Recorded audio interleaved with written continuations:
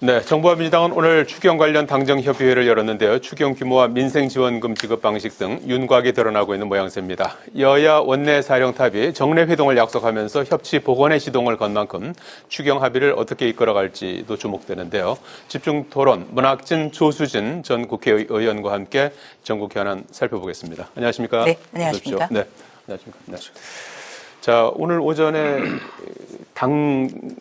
당과 이제 정부 그리고 대통령실이 모여서 추경안을 논의를 했습니다. 그래서 기본적인 얼개는 이제 갖춰진 것 같아요. 지난번 5월에 통과했던 이제 13조 8천억 규모의 1차 추경이 있었고 추가로 이번에 이제 20조 플러스 알파 정도 이렇게 규모를 이제 정한 것 같고 그다음에 이제 국민들께서 이제 많이 이제 관심 갖고 계시는 민생회복지원금 관련해서는 전체적으로 이제 지급을 하되 기초생활수급자라든지 뭐 차상위라든지 쪽으로 해서 조금 더 좀 두텁게 지원하는 쪽으로 해서 내일 국무회의에서 아마 이제 심의 의결하는데 뭐 아시는 것처럼 예산 편성은 정부가 하고 그거를 이제 심사하고 의결하는 게 국회에서 하기 때문에 이제 국회로 이제 이 추경안이 넘어오면 어떻게 될지 또 이제 주목이 되는데 문학진 의원님 오늘 그 추경 편성 그 내용하고 앞으로 처리 전망은 어떻게 보시는지요? 대개 뭐 미국 같은 경우가 그렇다고 그러는데 예. 새 대통령이 취임하면 뭐 허니문 기간이라고 예. 밀월 기간이라고 한 100일 정도, 한 석 달 한 열흘 정도 야당도 그 비판을 행정부에 대한 대통령에 대한 비판을 이제 자제하고 뭐 이제 그런 그 관행이 있다는 거 아닙니까? 예. 우리도 뭐 되게 이제 그런 분위기로 일단은 가지 않을까 싶고요. 이 추경에 대해서는 뭐 여야가 뭐 전부터 논의해왔던 내용들인데 지금 뭐 워낙 경제가 민생이 이제 어렵다들 이제 아우성이기 때문에 추경 편성은 해야 한다는 데 대해서는 뭐 여야가 크게 입장 차이는 없지 않아요. 예. 근데 그 이제 액수 가지고 좀 논란이 있었는데. 이것도 그 뭐 대통령 취임해서 지금 뭐 불과 지금 며칠이죠? 6월 3일 날 선거했으니까 이제 뭐 한 2주 됐습니다. 2주 됐나요? 이 허니문 기간이라고 본다면 국민의힘도 이걸 가지고 뭐 약간의 뭐 여야가 이제 그 절충은 있을 수는 있겠죠. 근데 이걸 가지고 아니 추경 그래 경제가 어려우니까 해야 한다는 데 대해서야 뭐 되게 여야가 같은 입장이고 국민들도 이제 바라는 바잖아요. 이걸 너무 자기 입장만 막 내세워서 여기 뭐 브레이크 걸지는 아마 않을 것이다. 적당한 선에서 절충이 이루어지지 않겠나 저는 그렇게 봅니다. 네. 조순희 교수 어떻게 보십니까? 네, 저도 지금 허니문이 될까요? 네, 문학진 의원님 말씀 잘 들었는데요. 지금 유례없는 복합위기거든요. 일단 수출 부진, 그다음에 내수가 굉장히 안 좋고요. 여기다 지금 중동발 에너지 위기까지 지금 대두가 되고 있습니다. 그렇기 때문에 추경을 시급하게 편성해야 된다. 여기에 대해서는 국민의힘도 반대하지 않고 있거든요. 다만 이제 국민의힘이 걱정했던 것은 전 국민에게 일정 금액씩 나눠준다. 이런 일종의 보편적 지원 문제가 과연 구조적으로 어떤 우리 경제 위기를 타파할 수 있느냐. 바로 이 부분 때문에 지적을 해온 것입니다. 그런데 지금 정부 여당에서도 그런 그 우려에 대해서 좀 인식들이 높아지고 있거든요. 그래서 저는 모레죠. 19일 날 국무회의에 잘 상정되고 국회에서 원만하게 처리될 수 있을 것이다. 이렇게 봅니다. 그리고 또 나아가서 어떤 돈으로서 위기를 돌파해야 된다. 이런 부분에 대해서는 이재명 대통령과 더불어민주당도 신중하게 좀 계속 접근할 필요가 있다. 그래서 우리 어떤 그 AI 산업 지원 문제라든지 또 자영업자의 부채를 어떻게 탕감할 것인지 근본적인 지원 문제를 이번 하반기 국회에서 구조적으로 좀 들여다볼 필요가 있다. 그러면 국민의힘도 야당이지만 협조할 것은 협조하고 그래야만 국민의힘에도 또 한 번 기회가 올 수 있다. 이런 말씀을 드리고 싶습니다. 이번에 민생회복지원금은 이제 불가피한 면이 있고 앞으로 차제는 이제 보다 더 좀 구조적인 문제를 좀 접근하는 방법이 좋겠다. 그렇게 갈 것 같습니다. 좋습니다. 자, 지금 그 새 정부 출범을 했고 국회도 이제 여소야대에서 여대야소 상황이 좀 많이 이제 바뀌어 있는 그런 상태여서 과연 이제 국회가 이제 어떻게 이제 흘러갈지 많은 국민들께서도 이제 지켜보고 계실 것 같아요. 그래서 어제는 이번 주 월요일에 이제 국민의힘이 원내대표를 뽑았고 지난주 금요일에 이제 김병기 원내대표가 나오지 않았습니까? 그래서 원내대표 간 어제 회동이 있었고 마침 또 대통령실에서 우상호 정무수석하고 강훈식 비서실장이 국회에 와서 또 신임 원내대표들을 이제 예방하고 이런 좀 어떻게 보면 좀 상당히 협치 분위기가 조금 이렇게 조성되는 그런 일이 있었습니다. 그리고 이재명 대통령도 또 여야 원내대표들을 이제 초청을 했고요. 아직 뭐 날짜 정해진 건 아닌데. 그런데 이제 지금 여러 가지 현안들이 많이 있습니다. 그래서 지금 비어있는 뭐 중요한 상임위, 운영위라든지 법사위, 뭐 기재위라든지 예결위, 여기에 이제 그 위원장을 어떻게 할지 등 뭐 상법 개정안이라든지 쟁점들이 또 있어서 네. 과연 그 계속해서 실질적인 어떤 협치로 나아갈 수 있을지 여야 대표들과 대통령과의 또 오차는 성사가 될 수 있을지 궁금하거든요. 어떻게 전망하십니까? 대통령이 여야 원내대표 같이 밥 먹자고 이제 그 정무수석 뭐 비서실장 통해서 제안한 거잖아요. 예, 순방 중에 그렇게 연락이 왔습니다. 거죠. 예. 자주 만나야 되죠. 네. 그 여야가 뭐 입장이 뭐 같을 수가 없잖아요. 항상 말하자면 적대시하는 뭐 그런 기본적으로 그런 관계이기 때문에 의견은 항상 엇갈리게 마련이고.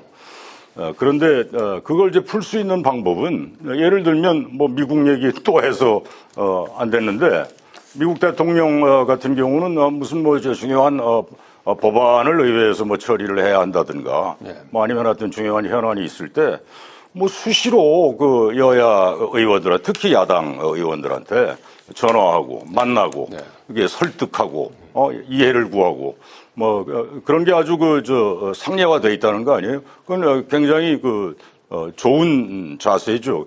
근데 우리가 지난 3년 봤지만 윤석열 지난 3년 동안 대통령 하면서 야당 대표하고 단독으로 딱 한 번인가 만났죠. 그죠? 딱 한 번 만났어요.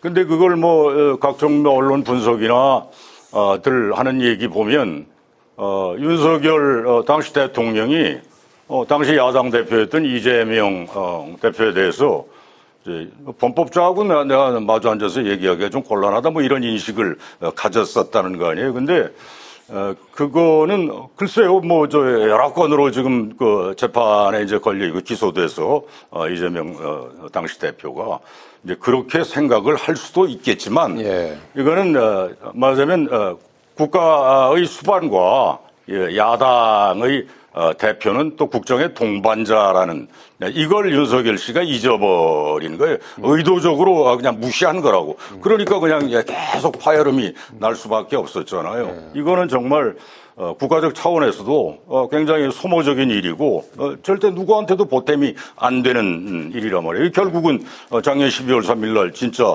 듣도 보도 못한 40몇 년 만에 계엄령을 선포를 하고 이런 사태까지 치닫게 된 거예요. 그 근저에는 서로 인정을 안 하고 뭐 그냥 외면하고 만나지도 않고 그랬기 때문에 저는 대통령 이건 원내대표 회동 밥 먹으면서 같이 하자. 그다음에 야당 지도부하고도 예를 들면 야당 대표하고 이제 뭐 전당대회에서 선출될 거 아닙니까? 그러면 야당 대표나 아니면 지도부 최고위원 뭐 이런 사람들하고 말하자면 뭐 밥도 먹고 뭐 막걸리도 한 잔 하게 되면 하고 이게 허심탄회하게 이렇게 만남을 정례화하는 게 좋겠어요. 예를 들면 무슨 한 달에 한 번이 너무 맡으면 뭐 한 두 달에 한 번이라든가 분기에 한 번이라든가 이렇게 정례화 그렇게 해서 여야가 서로 흉금을 터놓고 얘기하다 보면 좀 의견이 좁혀질 수도 있고 처음엔 좀 반대하다가도 이렇게 근접할 수 있잖아요, 의견이. 나는 그런 자세로 접근을. 근데 그것도 말하자면 힘을 가진 자가 여유를 가진 자가 여당 아닙니까? 여당이 이니시어티브를 쥐고 그런 자리를 지속적으로 이렇게 만들어 가야 한다. 그래야 협치도 가능한 것 아니냐. 뭐 그렇게 생각합니다. 여야 원내대표끼리 일단 일주일에 한 번씩 만나기로 약속을 했어요. 네. 좀뭐 협치의 모습을 좀 기대해도 될까요, 앞으로? 우선 여야가 머리를 맞대고 직접적으로 만나는 것. 이게 굉장히 중요합니다. 이재명 대통령이 여야 원내대표 회동을 제안한 게 5년 만이라는 것. 그 자체가 참 아픈 부분이에요. 그러니까 그만큼 지난 정부에서 여야 관계가 참 잘못됐다. 정치라는 거는 누구를 범법자다. 뭐 몰아내야 될 적폐 세력이다. 이렇게 규정하면 정치가 안 되거든요. 그래서 그 회동 자체를 제안한 것 자체 여기에 대해서 굉장히 큰 무게를 둡니다. 더군다나 순방 중에 했다는 것 바로 국회의 원만한 협조가 있어야만 국정을 운영할 수 있다. 이런 현실 인식이라고 평가를 합니다.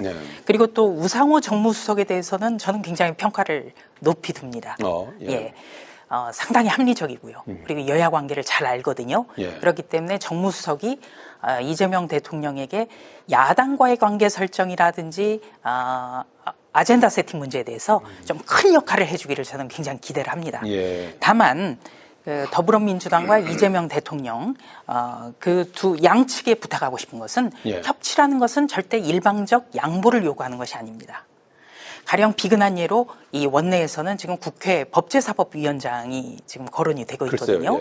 그런데 정치가 원만하게 돌아가기 위해서는 견제와 균형의 묘가 필요합니다. 그러니까 지금 더불어민주당은 절대적인 의석에 우위를 보이고 있거든요. 마음먹은 대로 할 수가 있어요. 그렇기 때문에 이 입법 폭주, 더군다나 지난 70년간의 대한민국 사법체계를 유지해왔던 이런 그 법적 안정 시스템, 이것을 한꺼번에 무너뜨리는 그런 어떤 다양한 입법 시도가 이루어지고 있기 때문에 더군다나 법사위원장은 견제의 차원에서라도 국민의힘 쪽에 배당을 해줘야 된다. 이런 좀 말씀을 드리고 싶습니다. 그 사안에도 어떻게 해야 될까요? 어느 하나 뭐 협치 말은 참 좋고. 법사위원장 문제는 우리 조수진 의원 지금 얘기했는데 과거에는 이 야당이 법사위원장 맡는 게 관행처럼 돼 있었죠.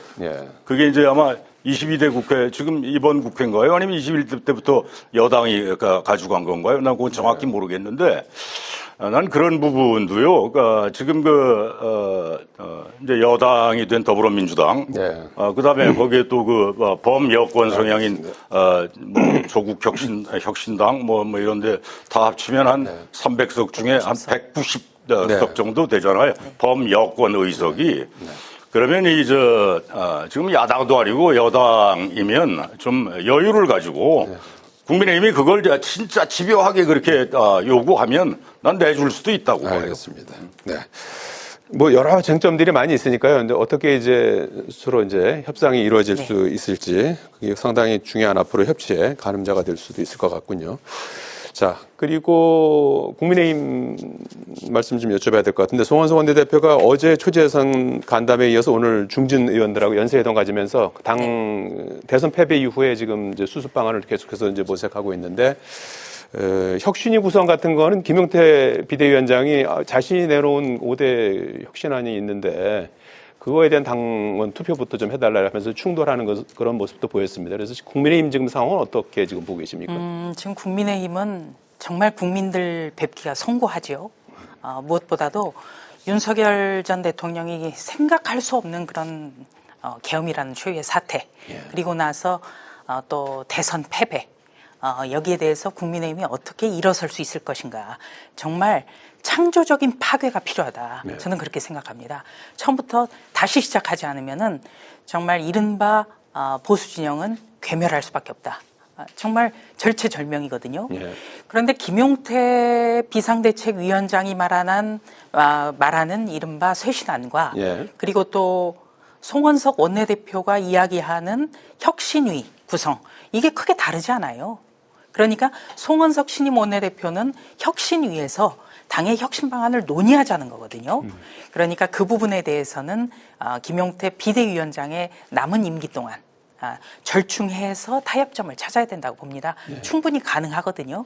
그리고 이미 윤석열 대통령이 탄핵이 됐는데 이런 어떤 탄핵 반대를 다 당론으로 유지하는 것 이거 자체가 의미가 없지 않습니까? 그래서 저는 상당히 그 절충이 가능하다고 보고요. 예.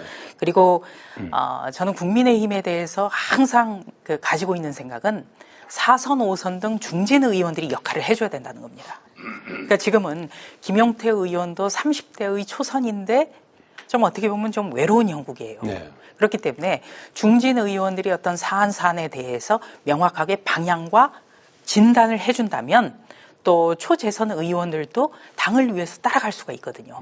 그래서 그런 그 중진 의원들의 역할이 굉장히 필요하다. 그리고 또 송원석 신임 원내대표가 여기서 6월 30일까지만 김용태 비대위원장은 이래라 할 뿐도 아니에요. 예.